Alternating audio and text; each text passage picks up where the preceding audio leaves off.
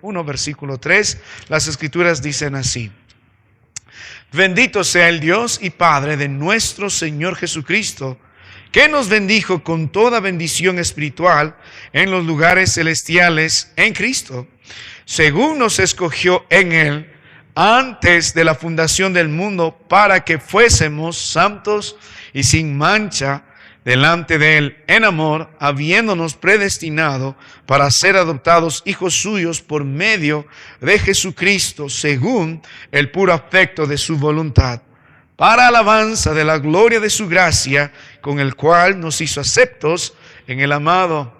Esta noche vamos a continuar considerando esta gran razón por la que adoramos al Señor con gozo y como Él lo merece, con el entendimiento, porque Él nos predestinó. Vamos a orar. Padre, te doy gracias. Es un gran privilegio venir otra vez a tu presencia. Mi Dios de lo alto, yo reconozco mi condición.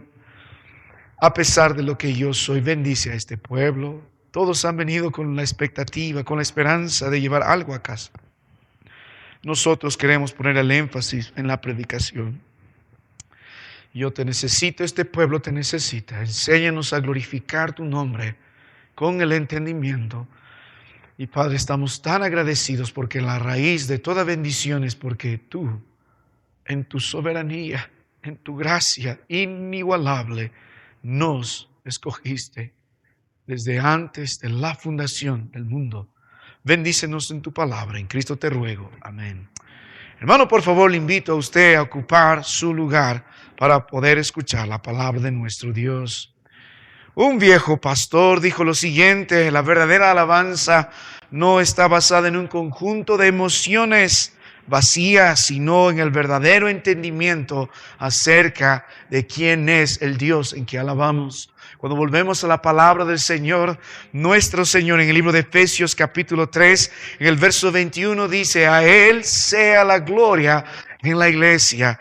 El Señor quiere enseñarnos a través de este estudio del libro de Efesios que el propósito por el cual Él nos introdujo a este pueblo por su gracia, por su sangre, que se llama la iglesia, es para glorificarle. Cuando hablamos de glorificarle, hablamos de alabarle, de adorarle. Y no solo Dios espera que lo hagamos de una forma verbal, sino que lo hagamos en los primeros 3 capítulos del libro de Efesios con nuestro entendimiento. No podemos alabar a un Dios que no conocemos. No podemos exaltar a un Dios que no tememos. Por eso volvemos a la palabra de Dios. ¿Cómo conocemos a Dios? En las Escrituras. La Biblia nos enseña en el Salmos 19:1 que los cielos cuentan la gloria de Dios y el firmamento anuncia la obra de sus manos. El propósito de la creación en los cielos, en la tierra, en las profundidades del mar, la flora, la fauna, el hombre, tiene un propósito. Predica que hay un creador.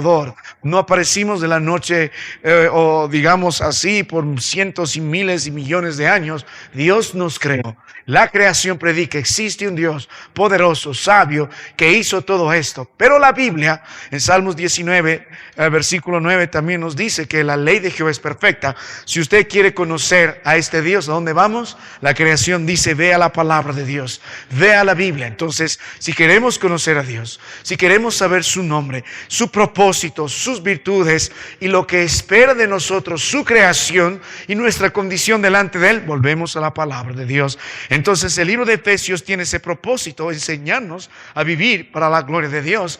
Y no solo entendiendo delante de quién estamos, sino gozándonos, hermano mío.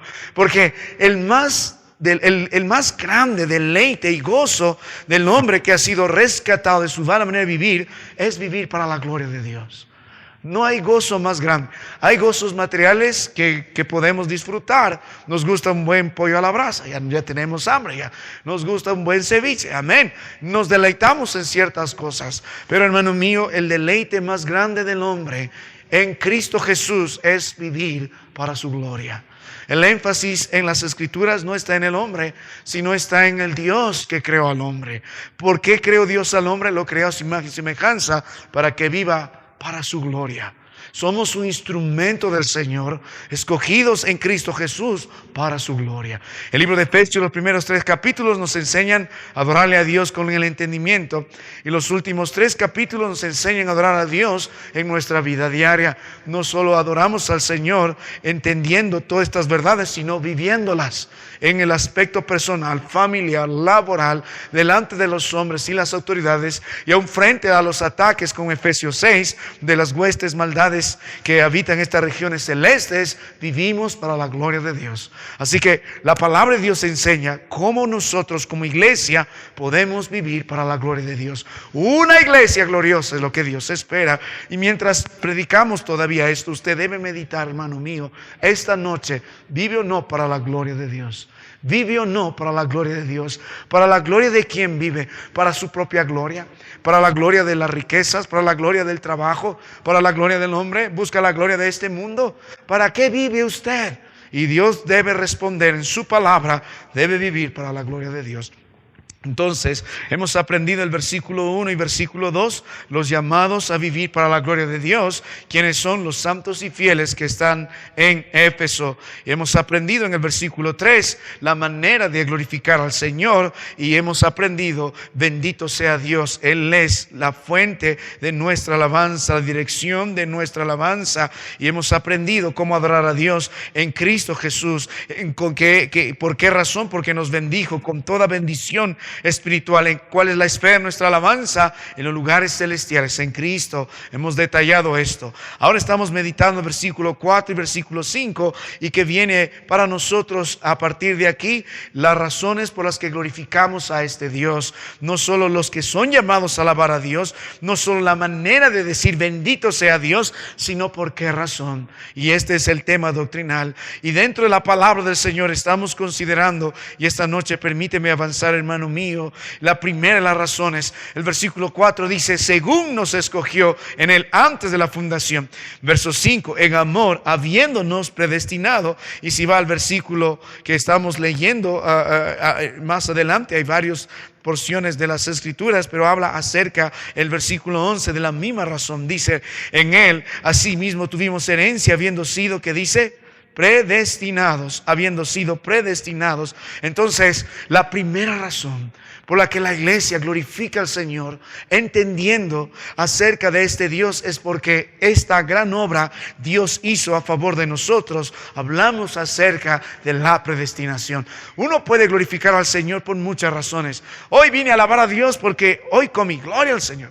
Hoy vengo a alabar al Señor porque Dios me dio salud. Estaba yo enfermo y clamé por salud y Dios me dio salud. Amén. Hoy vine a alabar al Señor porque me dio dinero, tenía deudas y pagué mis deudas. Hoy vine a glorificar al Señor porque contesta mis oraciones, ayudó a aquel familiar que estaba bastante desanimado y Dios lo animó. A veces nuestros agradecimientos al Señor son por cosas que podemos disfrutar de una forma temporal. Si glorificamos al Señor por las cosas temporales, materiales, con mayor razón deberíamos glorificar al Señor por las bendiciones, verso 3, espirituales. Y la raíz de todas las bendiciones espirituales, y la primera de todas las bendiciones espirituales por las que debemos cantar con gozo y vivir para la gloria del Señor, sin quejas, sin murmuraciones, sin ofender a ese Dios santo, es porque Él nos predestinó. Nos predestinó. Así que hemos visto nosotros la semana pasada qué significa haber sido predestinado por el Señor. Hemos dado nosotros brevemente una definición en función del contexto, y hemos visto también en el Antiguo y Nuevo Testamento la palabra predestinación. Lo que básicamente nos invita es a entender por la composición. Tiene que ver con destino. Y fijo tiene que ver con final. Lo que la palabra de Dios está tratando aquí, está respondiendo el Señor qué va a pasar con nosotros. Y tiene que ver con en este caso está hablando con sus hijos. Entonces, cuando hablamos acerca de esta doctrina, a veces es cuestionada, a veces mal entendida, a veces mal enfatizada, y hablé mucho acerca de ello. Si quiere ver toda esta introducción, puede revisar el canal de nuestra iglesia en YouTube, ahí se encuentran los títulos de esto, y si yo me pongo a repetir todo esto, no vamos a avanzar, pero voy a dar algunos alcances para aquellos que están escuchando por primera vez puedan tener un poco de base. Entonces, la predestinación responde a la pregunta: ¿quién termina en salvación o condenación y cómo decide Dios ese fin? Porque la predestinación es el decreto eterno y soberano de Dios, por el cual en Cristo y por su pura gracia, antes de la fundación del mundo, Dios eligió a personas que han de ser salvas por la gracia, y Dios determinó su fin, hermano mío, y también los medios para que podamos nosotros gozar de esta salvación, de esta justificación, de esta santificación, y podamos permanecerle Él de tal forma que vivamos, como dice la Biblia en los versos que hemos leído, para la alabanza de su gloria. Y hemos considerado que esta está en la soberanía de Dios. Nadie puede cuestionar esto. Es Dios quien decide. Nosotros no podemos entrar en la mente de Dios. Así que cuando hablamos de soberanía de Dios, ves a un Dios en la Biblia que hace lo que hace, dice lo que dice, y todo lo que hace cuando lo quiere hacer, y lo que dice cuando lo quiere decir, lo hace bien. No hay nada que podamos alegar en contra de un Dios soberano. Predicamos la soberanía de Dios, pero no nos gusta asumir esta verdad. Y mire, ¿por qué alguien muere a una edad tan temprana? Hace poco el mundo se conmovió por el asesinato de un joven en Estados Unidos, conservador él, y predicaba un mensaje acerca de Jesucristo en las universidades, y luego recibió un balazo ahí de alguien con odio y murió. Y la gente decía: ¿por qué tan joven? Solo tenía 30 años. Tenía una mujer que estaba acompañándole constantemente, joven, y apenas 2 niños. ¿Por qué? ¿Por qué? ¿Qué pasó? ¿Qué pasó? Y hay gente que probablemente más perversa, lleva años haciendo mal y vive 80, 90 y mueren en 95, 96 años. ¿Por qué? Bueno, Dios es soberano. Tiempo de nacer, Dios lo estableció, y la Biblia dice: es necesario que el hombre muera una sola vez y después de esto el juicio, y hay tiempo de morir. Dios es soberano. No puedes alegarle, no podemos entender muchas veces por qué suceden las cosas. Por eso volvemos a la palabra de Dios. Esta doctrina tiene que ver con la soberanía de Dios, pero también tiene que ver con la gracia de Dios. Porque merecemos o no ser salvos nosotros, no. ¿Por qué? ¿Cuál es nuestra condición? Estamos, según el Señor, somos hombres, hermano mío, pecadores. Amén. Según el libro de Efesios 2:1, estamos que muertos en delitos y pecados. Nuestra condición es esta. No queremos venir a Dios, como dijo el libro, la palabra de Dios en Juan 5:40, y tampoco podemos venir a Dios. La Biblia preguntó en el Antiguo Testamento: ¿podrá el leopardo quitar sus manchas? ¿Podrá el etíope, las personas de tez oscura, cambiar el color de su piel? No puede. De la misma forma, no podemos nosotros salvarnos a nosotros mismos, porque nuestra naturaleza y nuestras obras pecaminosas nos condenan. Cuando escuchamos acerca del Evangelio, escuchamos mucho del énfasis sobre la salvación. Básicamente, el Evangelio de Cristo, que es un mensaje de buenas nuevas acerca de ¿quién? De Cristo Jesús. ¿Y qué consiste este mensaje? Que debe ser conforme a las Escrituras. En 1 Corintios 15 nos habla acerca de eso. El libro del 1 y 2 de Timoteo también nos habla de eso, especialmente 1 Timoteo capítulo 3. ¿Y en qué consiste?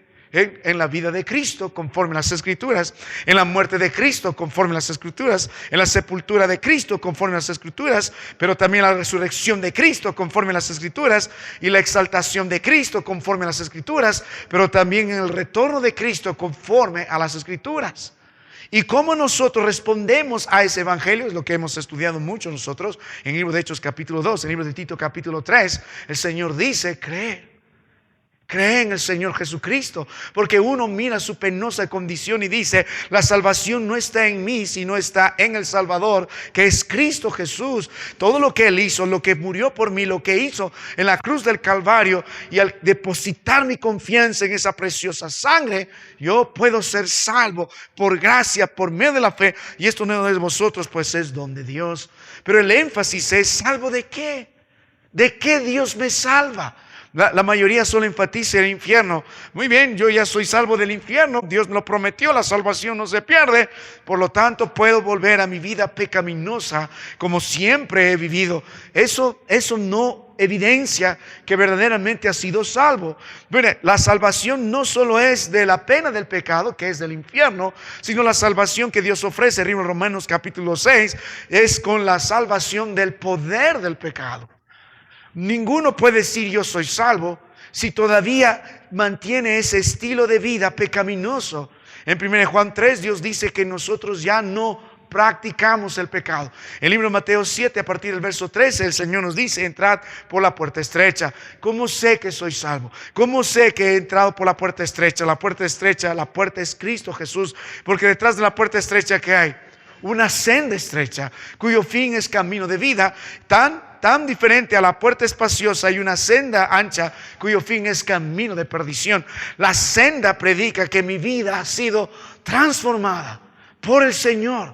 El poder más grande del universo es Dios en el derramamiento de su gracia para transformar el alma podrida que soy y hacer de mí ontológicamente una nueva criatura. De tal forma que no solo me garantiza la pena del pecado, que es el infierno, sino también poder del pecado. Transforma mi vida.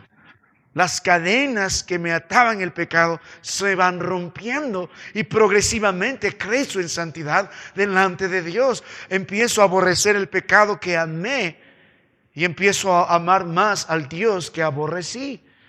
Una de las más grandes evidencias de que uno es salvo es que ama la santidad, porque Dios es santo y Él tiene una nueva naturaleza en Cristo. Y posicionalmente somos santos y fieles delante de Dios, pero en nuestra vida práctica también lo somos. Amamos la santidad y aborrecemos el pecado. Dios nos salva de la pena del pecado. Dios nos salva del poder del pecado. Dios nos salva de la posesión de pecado. En 1 Pedro nos dice que nos compró por sangre. Hemos estudiado y vamos a ver más adelante que Dios nos redime justo en este mismo contexto. Verso 7, en quien tenemos redención, significa que Dios nos compró. ¿Con qué? Con su sangre preciosa. Ya no somos dueños de Satanás, ya no somos dueños del mundo, ya no somos dueños del pecado, sino somos dueños de Cristo. Él nos pertenece y nosotros le pertenecemos a Él. Él no solo es el Salvador, sino es también nuestro Señor. Ya no se enseñorea el cuerpo, el pecado en nuestro cuerpo mortal. Ya no reina, sino Cristo es el Señor. Aquí tienen ustedes algunos problemas. Algunos quieren solo el Salvador, pero no quieren el Señor. La Biblia se cree en el Señor Jesucristo. No solo lo recibimos como el Salvador, sino también como nuestro Señor. Somos esclavos no más del mundo, no más del pecado, sino somos esclavos. Y la palabra que a veces se usa como esclavo, como lo usa el apóstol Pablo, doulos en el idioma que se escribió, significa pertenezco totalmente a Dios. Era la palabra para describir en aquel contexto, en los griegos, en el contexto hebreo, a un esclavo que perdió total voluntad. Nada le pertenece, él ni su herencia, todo le pertenece a su amo. Y es lo que el Señor está diciendo. Ahora tenemos un nuevo dueño y se llama Cristo Jesús. Es nuestro Señor. Y un día Dios nos salvará de la presencia del pecado, porque la esperanza es que mientras usted tenga este cuerpo de barro, créelo, no, hermano, no es perfecto, usted es pecador. Constantemente lucha contra el pecado, con las tentaciones. Por eso la Biblia nos dice: huid de las pasiones juveniles. Nos dice: resistid al diablo. Nos dice: no erréis, cuando habla de tentación en el libro de Santiago. Y porque este cuerpo es de barro aún. Un día vamos a morir en Cristo y un día vamos a despertar en Cristo con un nuevo cuerpo. El primero de ellos es Cristo Jesús. Él resucitó en un cuerpo glorioso. Y es lo que nos dice: también nosotros tendremos una nueva humanidad en Cristo, que es el segundo Adán. Ahora, cuando entendemos todo esto, hermanos, sin extenderme más, volvemos a la palabra de Dios. No podemos dejar de hablar del Evangelio sin entender esta otra verdad. Mientras animamos a que los hombres respondan al Evangelio de Cristo Jesús, a que crean, que tomen la determinación de seguir a Cristo, también animamos a los hermanos a gozarnos en esta verdad, que todo esto también está en el control soberano de Dios. Y la predestinación es un tema importante porque es la raíz de toda bendición. Porque la Biblia dice: por gracia sois salvos. Amén, Efesios 2:8. por medio de la fe, y esto no de vosotros, pues es don de Dios. Y el verso 9 que dice, no por obras, para que nadie se gloríe. Dijimos, el problema del hombre es que no puede salvarse a sí mismo. Está muerto en delitos y pecados. Está tan apartado del Señor. Está tan inhabilitado a darse vida a sí mismo que necesita ser salvo por la gracia de Dios. ¿Y por qué es por gracia? Porque todo comienza con Dios y todo termina con Dios. No lo merecemos. Entonces, cuando hablamos de predestinación, hablamos de la soberanía de Dios, hablamos de la gracia de Dios en la salvación y hablamos del compromiso de este Dios trino. Hemos dividido esto también en la obra que hace Dios el Padre en escoger a los suyos antes de la fundación del mundo, en la obra que hace el Hijo de Dios a partir del verso 7, del verso 4 al verso 6, la obra del Padre, del verso 7 en adelante hasta el versículo 11 es la obra de Cristo, que es la redención, es la obra presente, el otro es la obra pasada, la redención, digo, la predestinación, la obra pasada, la obra presente, la redención en Cristo Jesús, y la obra futura es la del Espíritu Santo que nos sella en Él, y tenemos la promesa de tener una redención eterna en Cristo Jesús, y todo es para la alabanza de su gloria. Todo termina en eso. No olviden el principio. Estamos glorificando al Señor. Entonces, entendiendo esto, hermano mío, no voy a detallar lo que hemos ido a ver en el Antiguo y Nuevo Testamento, porque esta doctrina está tanto en el Antiguo como en el Nuevo Testamento y la predicamos de la misma forma. Tanto como Dios nos predestinó, no quita la culpabilidad y la responsabilidad del hombre. Solo como advertencia, cuando usted va a haber muchas corrientes teológicas y hay pleitos y contiendas en ellas, es porque muchos se van a los extremos.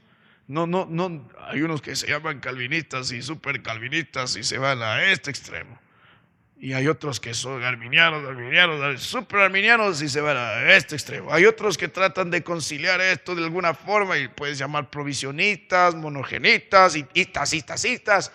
No estamos para levantar una bandera teológica, estamos para volver a la palabra de Dios y predicar de la forma que Dios quiere. ¿Hay cosas que no puede entender? No.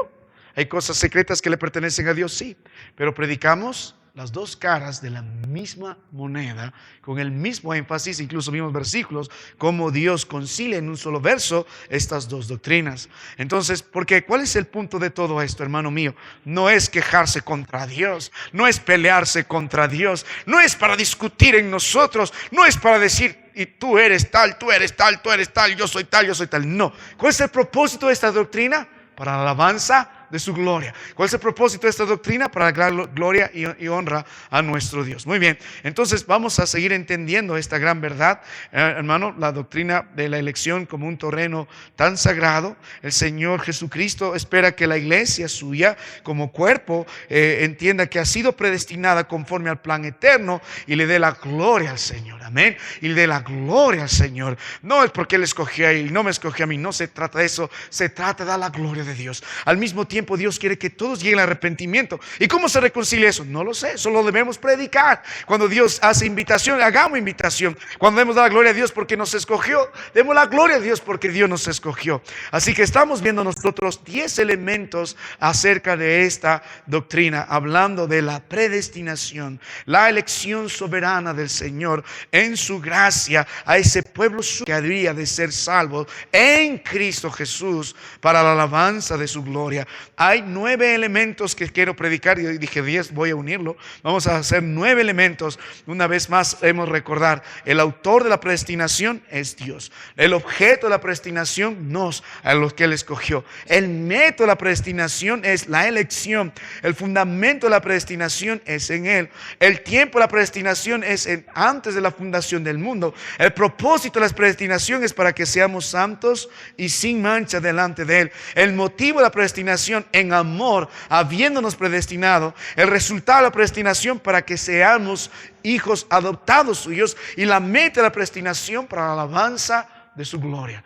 Entonces, yo sé que para algunos esto es nuevo, para otros de repente es un tema un poco profundo, o nunca he escuchado acerca de ello, y por eso es que vamos por toda la Biblia. Vamos por toda la Biblia. capítulo a capítulo, verso por verso, y tratamos de hacerlo expositivamente, entendiendo cómo interpretarlo, dónde está el texto, entendiendo qué dice el texto, entendiendo qué quiere decir el texto, que es la interpretación, y cómo se relaciona con nosotros. Entonces, hemos definido el método del que estamos tratando de predicar esto de manera expositiva. Los días viernes estamos estudiando cómo interpretar la palabra del Señor. Estamos viendo los principios bíblicos. La Biblia nos enseña a interpretar la Biblia, y hay 5 de estos principios que estamos aplicando para interpretar esto. Entonces, hermano mío, yo sé que es nuevo para algunos, yo sé que otros han peleado con eso, y otro dice, pastor, ¿qué tiene que ver conmigo? ¿Cómo se come esto? Así igual nos vamos a gozar, hermanos. Por eso vamos por toda la Biblia. Dios quiere que prediquemos todo el consejo. Volvamos a la palabra de Dios, libro de Efesios capítulo 1. Entonces vamos a dar la gloria al Señor, porque hemos sido predestinados en Él conforme a su plan eterno. Gracias al Señor por ello. Nuevamente, ¿quién es el autor de la predestinación? La palabra de Dios dice en el verso 3, bendito sea el Dios. ¿Y quién? El Padre. E inmediatamente se conecta con el versículo 4. El verso 3 usa el verbo que nos bendijo, y el verso 4 dice según nos escogió, y el verso 5 dice en amor habiéndonos predestinado. ¿De quién está hablando? Del mismo Dios, el Padre.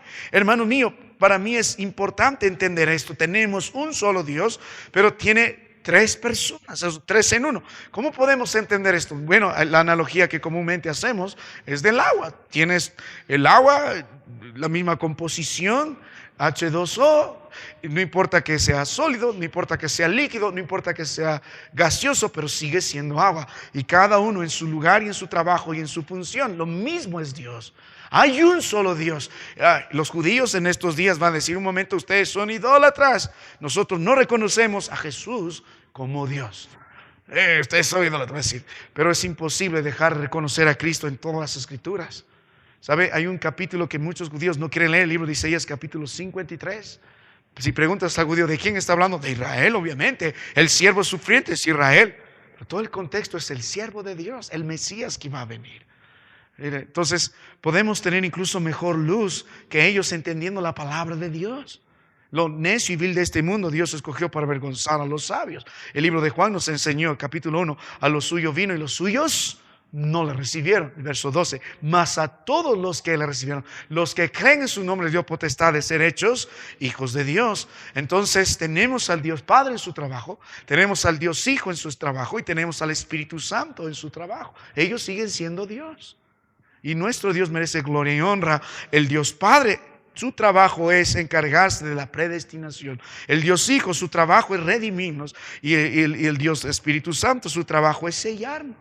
Ahora, cuando volvemos a las Escrituras, hermano, todo comienza en la soberanía del Padre. Él nos escogió. Lo meditamos con detalle la vez pasada. Todo comienza con Dios, no comienza con el hombre.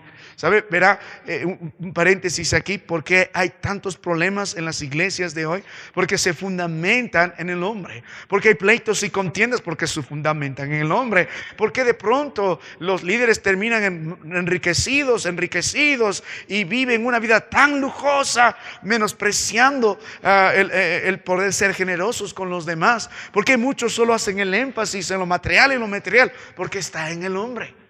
Cuando hablamos del Evangelio y la salvación nuestra, la predestinación nos dice que no comienza en el hombre, sino comienza en Dios.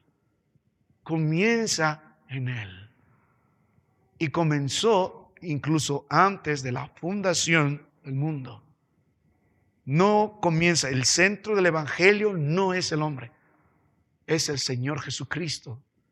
Y su sacrificio que merece ser glorificado. ¿Qué es el hombre? Hermano, le va a doler su orgullo, le va a doler su orgullo. Solamente es un instrumento escogido por Dios para su gloria y su honra. Todo lo que hizo Dios, este Dios al que adoramos en la Biblia, es un Dios que hizo todo para su gloria. Hizo al hombre a imagen y semejanza para la gloria de Dios. Lo que hizo Satanás es sublevó el corazón del hombre para que sea como Dios, porque Satanás quiso serlo. Y rompió el rol primero de la mujer. ¿Ves a estas mujeres estos días con el pelo morado y un trapo verde ahí pintado, gritando por la calle, el patriarcado, el patriarcado? Es lo que hace Satanás desde el principio. eleva a la mujer para salirse de su rol. La empodera en lo material, la empodera en un ámbito que no le corresponde. Hermano, usted será plenamente dicha y tendrá verdadero deleite y satisfacción en su vida cuando viva el rol que Dios la puso. Estaba hablando hace poco, el día de ayer, con dos ya bastante mayores señoras. Me dice, pastor, pero la vida a nosotros nos ha tratado tan duro que yo tuve que hacer lo que mi esposo tenía que hacer. Y le di razón en un sentido. Digo, el problema de que las hermanas tienen que hacer lo que los varones hacen es porque no hay hombres de verdad, es el problema. El trabajo del varón, vamos a ver con detalle en su momento, desde el libro de Génesis puedes ver, es saber gobernar su casa. Él es el responsable por su hogar. Y cuando Él no está para proveer a los suyos, para proteger a los suyos, para administrar lo que Dios le da en su hogar y hacer crecer en amor a los suyos en el Señor, lamentablemente la hermana tiene que tomar las riendas. Es un serio problema, pero Satanás asusa todo esto. No comienza en el hombre, todo comienza en el Señor y termina en el Señor. Más bien nosotros estamos tan agradecidos al Señor porque nos bendijo. O sea, la predestinación es la raíz de todas las bendiciones. ¿Por qué? El énfasis no está en el hombre ni en su entusiasmo, sino está en el Señor. Aún si usted pudo creer es porque la gracia del Señor así lo permitió. Ahora volvemos a las Escrituras, hermano. El objeto de la predestinación dice, verso 4, según nos. Y hemos hablado acerca de esto. ¿Quiénes son nos? El versículo 1 dice a quién se está escribiendo. ¿Cuál es la identidad de la iglesia? Si quiere conocer a una iglesia bíblica, no es por el nombre. Hoy día estaba en cierto lugar y tenían un nombre bastante interesante donde se desarrolla una iglesia. Pero yo entiendo cómo son las prácticas ahí. Puedes tener nombre de que vives, pero estás muerto, como Dios habló a una iglesia en el libro de Apocalipsis. Pero no es el nombre lo que nos define, sino es nuestra vida práctica en el Señor. Y el verso 1 que dice, ¿a quiénes se dirige esto? El apóstol Pablo está preso en Roma, probablemente en Roma. Está gozoso, pero está al mismo tiempo animando a la iglesia a que se mantenga firme. Esto es importante, hermano. ¿Por qué? El apóstol Pablo, como ninguna con otra iglesia, pasó tanto tiempo. Muchos años, pasó 2 a casi 3 años el apóstol Pablo con esta iglesia en Éfeso. No hubo otra iglesia en la que pasó mucho tiempo. ¿Por qué razón? Éfeso es una iglesia importante, central, estratégica. Es la primera iglesia en toda esta región que se llama Asia, para nosotros en la actual Turquía. Si ve el libro de Apocalipsis, hay 7 iglesias, pero hay más. Había probablemente una iglesia en Heriápolis, habría otra iglesia en Colosas, etcétera. Hay como 8 iglesias, 9 iglesias probablemente solo en Asia. ¿Y de dónde partieron todas? De Éfeso.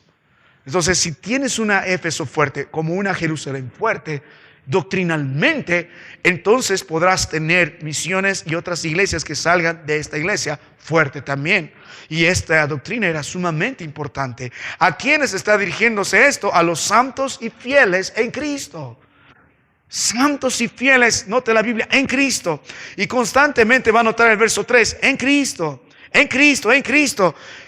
¿A quién está? ¿Quiénes son el objeto de la predestinación? Los santos y fieles en Cristo. Hermano mío, cuando volvemos a la palabra del Señor, la identidad del creyente debe ser clara. Santo, apartado para el Señor, posicionalmente, prácticamente y fiel, significa creyente y alguien que permanece en el Señor. Es la evidencia de que el Señor nos escogió. Es la evidencia que somos salvos en Él. Hemos hablado esto con detalle. Si usted no ama la santidad del Señor, debe mirar su vida. Si usted no permanece fiel en el Señor, en su palabra, en su camino, en su iglesia, donde Él recibe gloria, debe examinar su vida. Puede ser que ha abrigado solamente religión, y le animo a creer en Cristo Jesús, en su sangre preciosa. Porque ¿quiénes son los destinatarios de esta predestinación? Los que la Biblia dice nos escogió. Ahora, vuelva al versículo 4. no solo hemos considerado en primer lugar el autor de la predestinación, el Padre, el objeto de la predestinación, nos, los santos y fieles, nosotros que nos escogió, sino el método de la predestinación. El versículo 4 dice, según nos escogió. La palabra escoger aquí es una palabra que el apóstol Pablo usa bastante, hermano.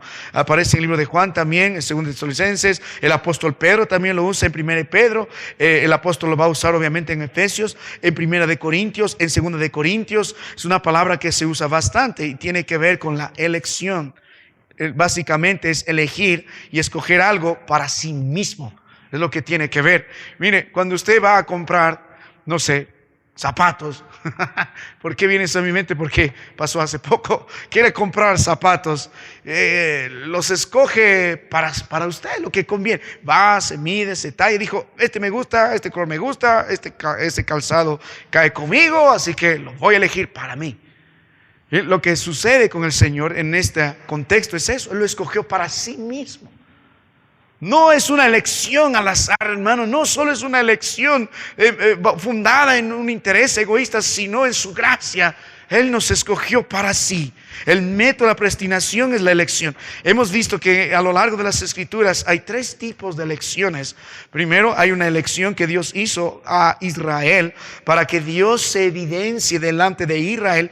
Hemos estudiado esto el día viernes como objeto de su juicio. Dios escogió a Israel como pueblo para que evidencie su juicio ante las naciones cananitas. Dios castigó a la región de Canaán, a cada una de las naciones, y usó a Israel para que vaya y mate. Por eso encuentra usted versículos en la Biblia, y sobre todo cuando Dios empieza a tratar con estas naciones, dijo, es anatema, ve y mata a todos, y grande y pequeño. Dice, qué malo es este Dios. Si no entiende el contexto, lo puede decir así: es que Dios escogió a Israel como un instrumento de su juicio para castigar a estas naciones que llevó su maldad hasta el colmo del Señor. En los días de Abraham, Dios dijo a Abraham, todavía no llegó el colmo, pero va a llegar la generación donde la maldad de estos colmará mi paciencia, y mandó a Israel para ello. Dios también escogió a Israel para mostrarse como el verdadero rey y mostrar su juicio y su santidad delante de los hombres y delante de las otras naciones. Dios escogió a Israel para que habite en un pueblo santo, y Dios los demandó, pero Israel que fracasó. Incluso la palabra de Dios nos dijo que no todo israelita es alguien verdaderamente salvo. Mire el libro de Romanos 9, versos 6 y 7, dice: no que la palabra de Dios haya fallado, porque no todos los que descienden de Israel son israelitas, ni por ser descendientes de Abraham son todos hijos, sino en Isaac te será llamada descendencia. Ahora, hay otro tipo de elección que Dios hace en la palabra de Dios. No solamente esta elección teocrática, digamos así, al llamar a Israel para sus propósitos específicos del Señor, sino también Dios hace una elección vocacional. Por ejemplo, Dios llamó a la tribu de Leví. ¿Por qué a Leví? Porque así Dios lo quiso. ¿Por qué no a Judá? ¿Por qué no a Benjamín? ¿Por qué no a Efraín? ¿Por qué no a...? Porque así Dios lo quiso. ¿Para qué Dios llamó a la tribu de Leví? Para que fuesen sus sacerdotes. Y Dios demandaba de ellos que santidad. Ahora, Dios llamó también a otros. Delante de nosotros escogió a 12, ¿recuerdas? Y Judas fue uno de los apóstoles del Señor, pero no fue salvo. Cuando miramos la palabra del Señor, la tercera elección que Dios hace es la elección para la salvación, y es lo que nosotros estamos viendo. Mira el libro de Juan capítulo 6 en el versículo 44. Libro de Juan 6, verso 44 dice: ninguno puede venir a mí, dijo Jesús. Y más adelante, ¿qué dice? Si el Padre que me envió no lo trajere. Cuando estudiamos el libro de Juan 1 y este sábado continuamos con los niños, adolescentes y jóvenes, algo podemos ver. Todo se trata del Señor. Todo se trata del Señor. Mire la palabra de nuestro Dios otra vez, libro de Juan. Vamos al libro de Juan, capítulo 1. Rápidamente, libro de Juan, capítulo 1. Note la palabra de nuestro Dios. Y hermanos, las primeras lecciones que aprendemos acerca del verbo hecho carne. ¿Y quién es el verbo hecho carne? ¿Quién es el gran Logos? ¿Quién es el Dios manifestado en carne? Jesucristo. Mire el libro de Juan, capítulo 1. Ya llegó. El libro de Juan 1. Note la palabra de nuestro Dios después del versículo 12. Veamos desde el 12. Dice: mas a todos los que le recibieron, a los que creen en su nombre, ve la responsabilidad del hombre aquí, les dio potestad de ser hechos hijos de Dios. Y al mismo tiempo ve la predestinación del Señor. Les dio potestad. ¿De quién es eso? De ser hechos hijos de Dios. Verso 13, los cuales no son engendrados de ¿qué? de sangre, ¿qué más dice? Ni de voluntad de carne, ni de voluntad de varón. Es decir, no somos salvos por linaje, o sea, por descendencia. Mi padre es cristiano, yo soy cristiano, no de sangre. Ni de voluntad de carne, ni de voluntad de varón. No porque yo quiero, tú serás salvo, no, ni porque yo quiero seré salvo, sino que dice de Dios. Se trata de Él. Y por eso debemos dar gracias y gloria a nuestro Dios. En vez de cuestionar por qué a mí sí, por qué a mí no, debemos dar la gloria y honra al Señor. Y usted, en lugar de estar jugando, usted debe buscar responder al mensaje del Evangelio. ¿Puede o no recibir a nuestro Dios? Muy bien, volvemos a la palabra de nuestro Dios. Vamos a avanzar un poco más en esta noche y vamos a ver nuestra cuarta lección hablando acerca de la predestinación. Note la palabra de nuestro Dios. Note ahora el fundamento de la predestinación. Note el fundamento de la predestinación. Note las escrituras, el fundamento de la predestinación. Note la Biblia dice, verso 4, según nos escogió. Si están conmigo, ¿qué dice, hermanos míos? ¿En el hombre? ¿En quién? En Él. Como hemos notado nosotros en los estudios primeros introductorios al libro de Efesios, esta expresión a lo largo de la Biblia, especialmente el libro de Efesios, una y otra vez se repite en Él, en Él, en Él. Incluso si otro quiere darle otro propósito al libro de Efesios, más allá de que Dios nos hizo para su gloria, es la relación que debemos tener con Cristo. Es la relación personal que el creyente tiene en Cristo Jesús. Todo se trata en Él. No tendríamos ninguna bendición si no fuera en Cristo. No gozaríamos de ninguna salvación si no fuera en Cristo. Aún la predestinación es en Cristo. Entonces, cuando volvemos a la palabra de nuestro Dios, hermano mío, el fundamento de la predestinación no está en nuestras obras, no está en nuestra buena moralidad, no está en nuestro gran carácter intachable, sino según la palabra de Dios, el fundamento de todo esto, ¿en quién está? ¿En quién está? En Él. En Cristo Jesús. Está en Él. Está en Él. No está en nosotros, sino está en Él. Está en Él. Está en Él. Dios nos bendijo en Cristo. Dios nos salvó en Cristo. En este precioso tiempo que estamos meditando la palabra de Dios, debemos entender, hermano mío, se trata en nuestra unión con Cristo Jesús, en nuestra esfera con Él. No es una elección abstracta, sino se trata en Cristo Jesús. Es el cimiento. La palabra de Dios nos dice que Él es el autor y también es el consumador de nuestra fe. Se trata de Él, se trata de Él. No se trata de nosotros, se trata en Él. Cuando usted vuelve a la palabra del Señor, esto nos anima mucho. Mire el libro de Romanos capítulo 29, en esta preciosa cadena, vamos a llamar esta cadena dorada, en estos eslabones, cada uno de estos eslabones se une en Cristo Jesús. Mire el libro de Romanos 8, verso 29, dice, porque a los que antes conoció, antes de eso, si lee el versículo 28, nos gusta citar mucho el verso 28 también. Vamos un momento al libro de Romanos, capítulo 8, verso 28. Note la palabra de nuestro Dios. Libro de Romanos, capítulo 8, verso 28. Lo citamos bastante, sobre todo cuando a veces nos va mal, nos enfermamos, nos enteramos de que algo no está bien con nuestra salud o problemas. Decimos, y sabemos a los que aman a Dios, todas las cosas les ayudan a bien, pero a veces lo malinterpretamos y a veces solo lo dejamos así. Es para bien, siempre hay un bien en el Señor, pero ¿en qué se aplica ese contexto o este texto y cómo lo entendemos dentro del contexto? Dice, esto es a los que conforme a su propósito son llamados. Mire esta cadena dorada donde los eslabones son unidos en Cristo. Verso 29, porque a los que antes conoció, también los predestinó. ¿Para qué? Fuesen hechos conforme a la imagen de su Hijo, para que Él sea el primogénito de muchos hermanos. Note el verso 30. Y a los que predestinó, miren lo que sigue en esta cadena, el otro eslabón, a estos también llamó. Y a los que llamó, a estos también justificó. Y a los que justificó, a estos también glorificó. El propósito eterno de nuestro Dios no ha cambiado y todo se trata en Cristo. Nosotros podemos decir que que todo nos ayuda bien. ¿Por qué? Porque Dios nos está conformando al propósito por el cual nos llamó. ¿Y Él a qué nos llamó? Desde antes de la fundación del mundo, para que seamos ¿qué? Conforme a la imagen de su Hijo. En Génesis 1, en Génesis 2, Dios estableció el propósito del hombre, lo hizo a imagen de Dios, lo creó conforme a su imagen. El hombre cayó y mandó un Salvador, que es Cristo Jesús, para que volvamos a ese propósito eterno por el cual el hombre fue creado, y es el propósito por el cual el Dios santo y glorioso nos rescata nuestra vana manera de vivir. O sea, si yo estoy enfermo en un hospital y estoy con fiebre y nadie viene a visitarme, yo debo dar gracias a Dios como creyente, porque todo esto me conforma más a la imagen de Cristo Jesús. Es parte de su propósito eterno. Si de pronto en alguna circunstancia sufro un accidente y yo estoy andando correctamente delante de Dios y de repente Dios me pone en ruedas, y en vez de estar lamentando digo, esto es para bien, porque a través de esta situación, manteniéndome en una silla de ruedas, Dios me conforma a la imagen de Jesucristo, porque se trata en Él. Se trata de Él, se trata para Él. Y el verso 30, Cristo es lo que une esto: la predestinación, su llamado, la justificación en Cristo Jesús, y también lo que pasará después, la glorificación en Cristo Jesús.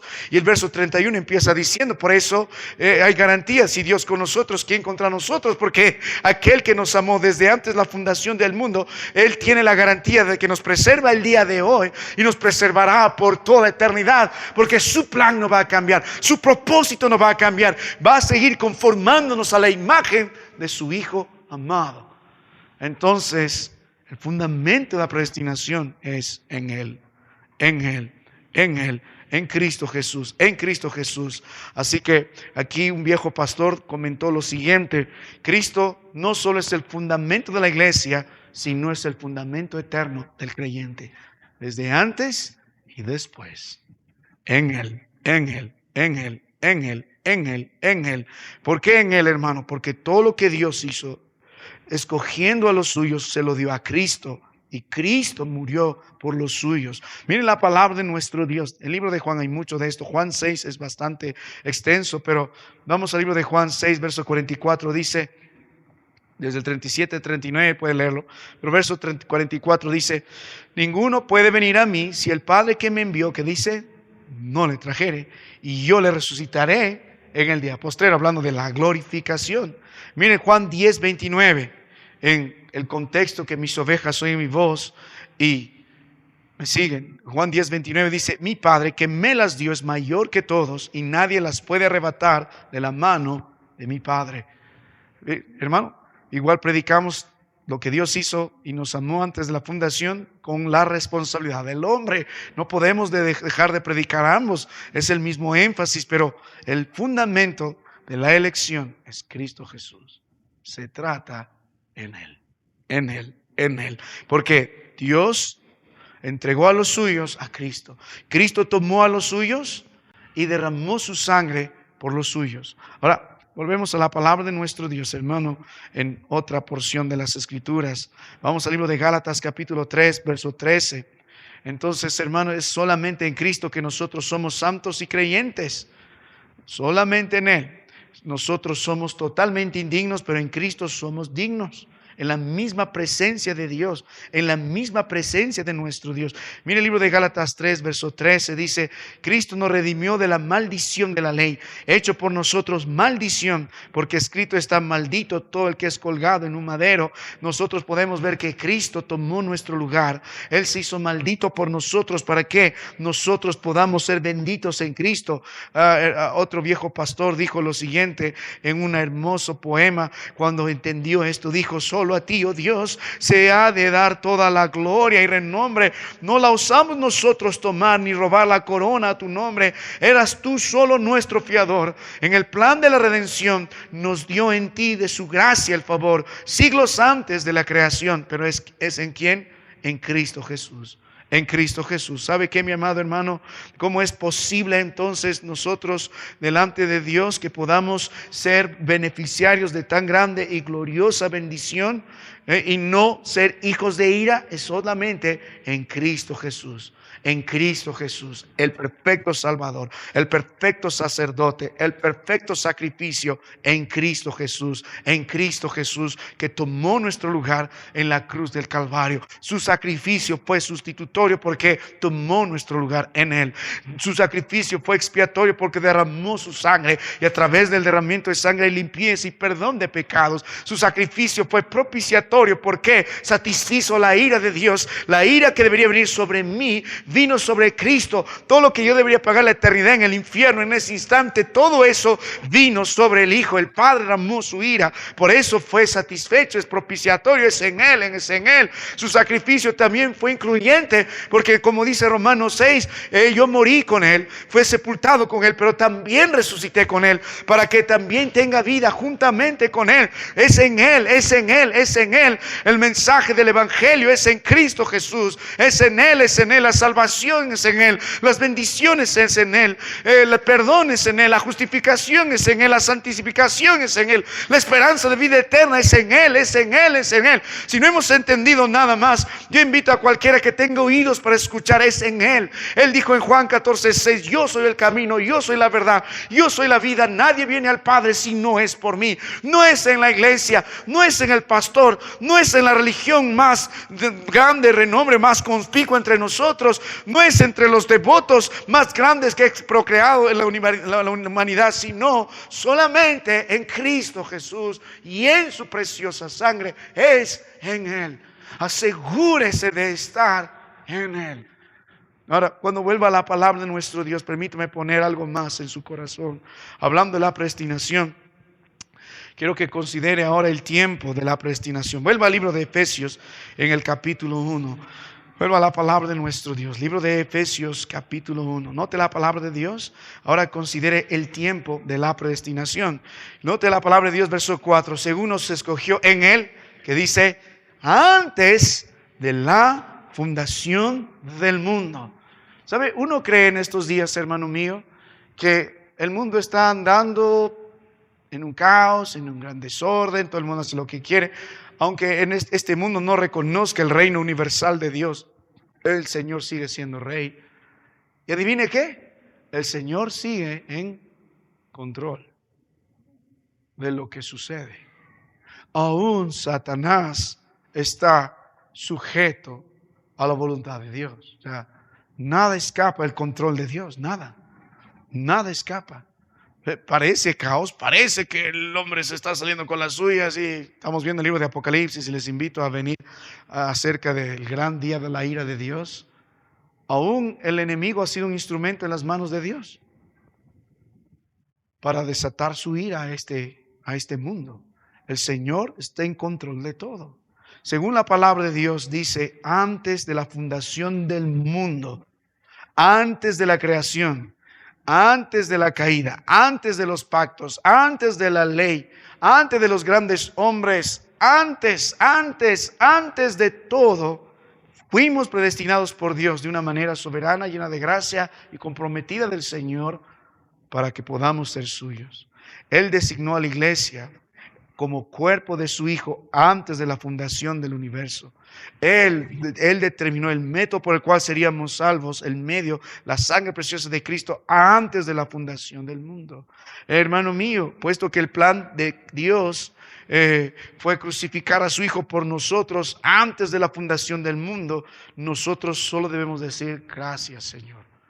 Esta doctrina no debe producir polémica, pleitos, contiendas, no. Lo único que debe producir en su predicación es gloria y honra al Señor. Mire por un momento el libro de 1 Pedro capítulo 1, verso 18 al versículo 20. Note la palabra del Señor. El apóstol Pablo era el apóstol a los gentiles. El apóstol Pedro era el apóstol a los judíos. Y mire, ambos compartían esta misma verdad y no se pelearon. No dijo, yo soy calvinista, yo soy arminiano, yo soy monerguista, yo soy presbiteriano, yo soy...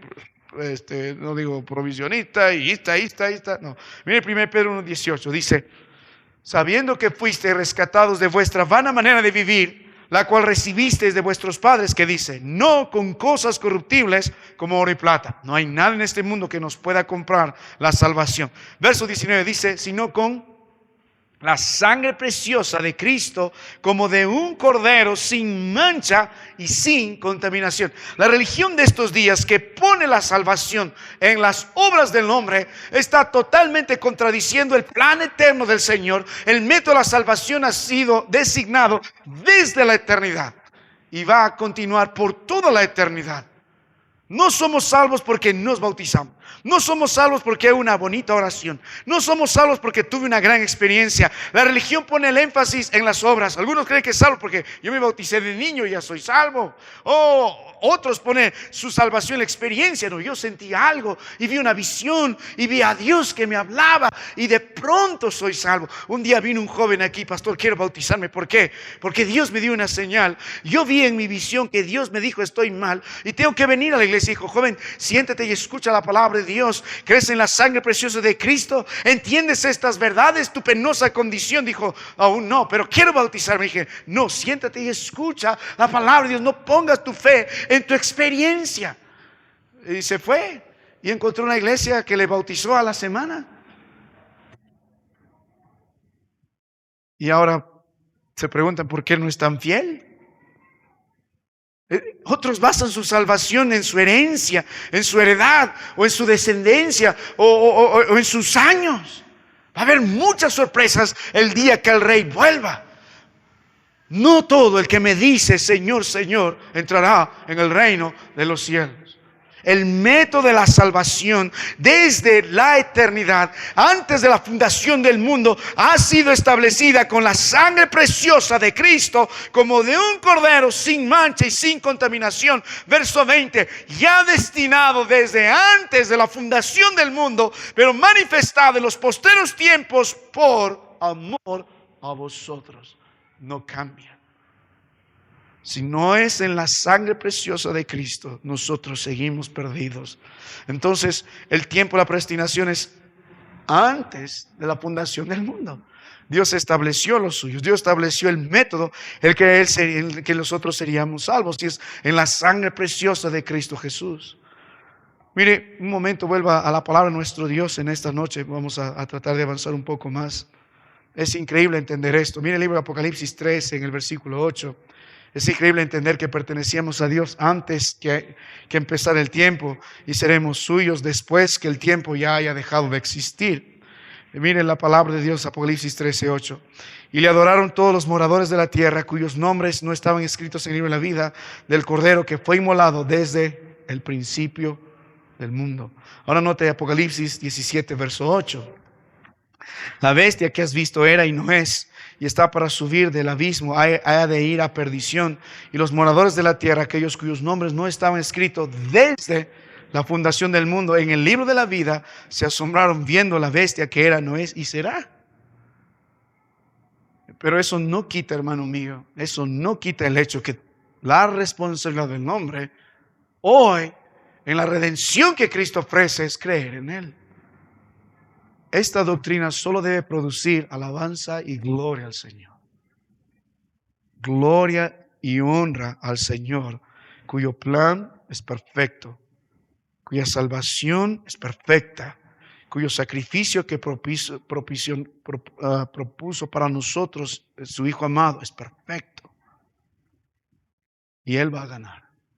Ahora, permíteme mostrarte algo más para terminar esta noche. El propósito de la predestinación. Note la palabra del Señor. ¿Para qué Dios nos salva de esta forma? Dice, según nos escogió, verso 4, Efesios 1, en él antes de la fundación del mundo. Note la Biblia. ¿Para qué? Fuésemos en futuro santos y sin mancha delante de Él. Mire, esto es lo importante. Permíteme dar un tiempo para terminar. De esto se trata.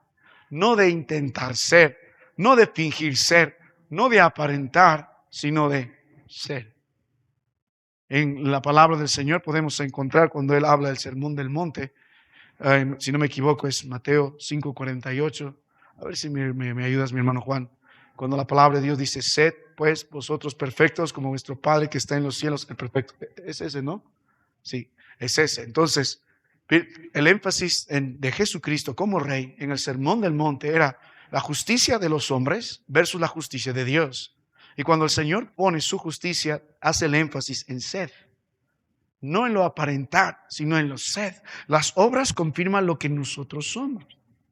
Entonces, según el Señor, en el libro de Juan 3, nosotros debemos nacer de nuevo. Dios dijo, es necesario nacer de nuevo. ¿Por qué?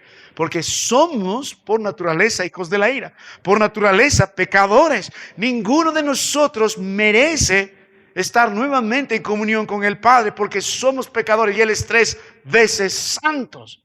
Somos pecadores y podemos fingir ser creyentes cuando tratamos de vivir una religión haciendo el énfasis solo en lo externo. O sea, usted puede estar bien vestido hoy, usted puede hablar bien, puede decir hermano, puede tener la Biblia bajo el brazo, pero ¿quiere conocer al verdadero suyo?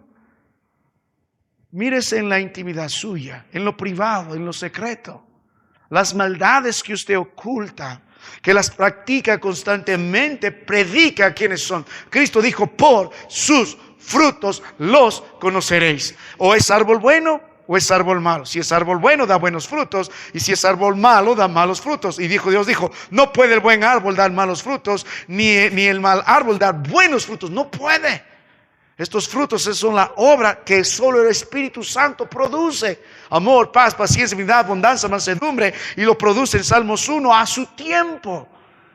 Tiempo de perdonar, el creyente perdona. Está el fruto del Espíritu. Tiempo de amar, el creyente ama. Tiempo de confiar en el Señor y tener esperanza, el creyente lo hace. Se evidencia.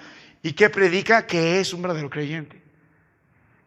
Cuando uno disfruta de la salvación del Señor conforme al plan eterno del Señor, vive primero posicionalmente santo y sin mancha. La palabra santo simplemente es apartado. Dios nos cortó de algo, pero nos cortó para Él, apartado. Posicionalmente somos tan santos como Cristo. No solamente en Él tenemos esperanza, sino en Él tenemos una nueva naturaleza. Posicionalmente somos declarados justificados, es decir, sin culpa. Somos hallados santos delante de Dios, el Padre. Pero no solo eso, sino también dice santos y sin mancha. Esto quiere decir, era un término que se usaba en el Antiguo Testamento. Levítico 1, por ejemplo, el verso 3, es sin defecto. Así se esperaba que se presentase el sacrificio. Es más bien decir perfecto. Posicionalmente lo somos así por lo que Cristo hizo. Ahora en nuestra vida práctica también se debe ir evidenciando esto. En el verso que hemos leído, el verso 1 dice santos y fieles. O sea, todo esto, usted puede pelear contra esto, puede negar esto, esta doctrina, pero puede menospreciar al Señor y su sacrificio y su sangre derramada. Cuando usted no evidencia esta nueva naturaleza que es en Cristo Jesús, no solo en Él somos salvos, sino en Él tenemos una nueva naturaleza.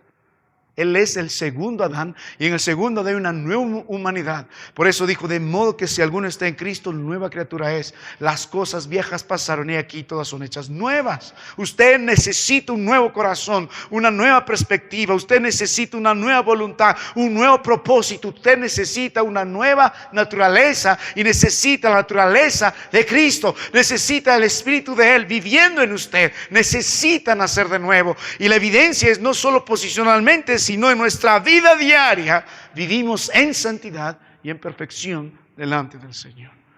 Santos y sin mancha. O sea, si usted dice ser creyente, pero vive en adulterio, constantemente en fornicación, constantemente con una mente depravada, constantemente en mentiras, constantemente en pleitos y contiendas, si su vida fuera una película que proyectaríamos, miraríamos siempre a ese viejo hombre lleno de vicios, plagado de su orgullo, plagado de su vanidad, plagado de su egoísmo. No hay nada nuevo en él. No hay santo y sin mancha. Una de las cosas que Dios demanda para aquellos que quieran servir al Señor en Él, su Ministerio es ser irreprensible. Libro de Tito, que no haya una mancha que le condene. Imagínese, usted dice, yo amo a mi esposa. Yo digo, yo amo a mi esposa, pero el día siguiente me ve con ella ahí jalándome las mechas en la comisaría. ¿Dónde está ese amor? ¿O es o no es? El propósito de esta doctrina es la santidad y la perfección en Cristo Jesús. Mire una porción de las Escrituras y con eso nos vamos a casa. Por un momento a la palabra del Señor, hermano mío, el libro de 1 Pedro, capítulo 1, el versículo 9, dice, como un cordero y sin mancha, y que dice, sin contaminación. Es lo que somos en Cristo Jesús, sin mancha y sin contaminación. Tenemos una nueva naturaleza en Él. Mi querido hermano, no solo estamos en Él, sino que somos de Él. ¿Y qué más? Tenemos la naturaleza que Él tiene en Cristo Jesús. Debemos dar gracias al Señor porque bendito sea el Dios y el Padre. La raíz de toda esta bendición es porque Él nos predestinó, sin dejar de hacer énfasis también en la responsabilidad. Más bien debemos dar gracias al Señor que usted, por su gracia, conforme a su plan eterno, está esta noche. Puede escuchar este mensaje y puede creer en Cristo Jesús. Yo le invito a hacerlo. Es en su sangre preciosa. Vamos a terminar orando. Padre, gracias por tu palabra, el privilegio que nos das de abrir esta escritura y meditar en ella. Sé glorificado en la vida de mis hermanos. Si hay alguien que no conoce a Cristo, te ruego, Padre, que hoy pueda mirar al precioso Salvador y creer en su sangre preciosa. Que venga hoy a Él, que tú puedas obrar conforme a tu plan. La invitación es para cualquiera. Cree en el Señor Jesucristo y serás salvo. Y los que somos, Padre, ¿cómo vivir enojados contigo? ¿Cómo vivir entristecidos en nuestra vida, deprimidos? Si ya nos has bendecido de tal forma en Cristo Jesús, que has sido fiel a ese plan eterno en la salvación de nuestras almas. Bendito sea el Señor. A Él sea la gloria, a Él sea la honra. En Cristo bendice tu palabra. Amén.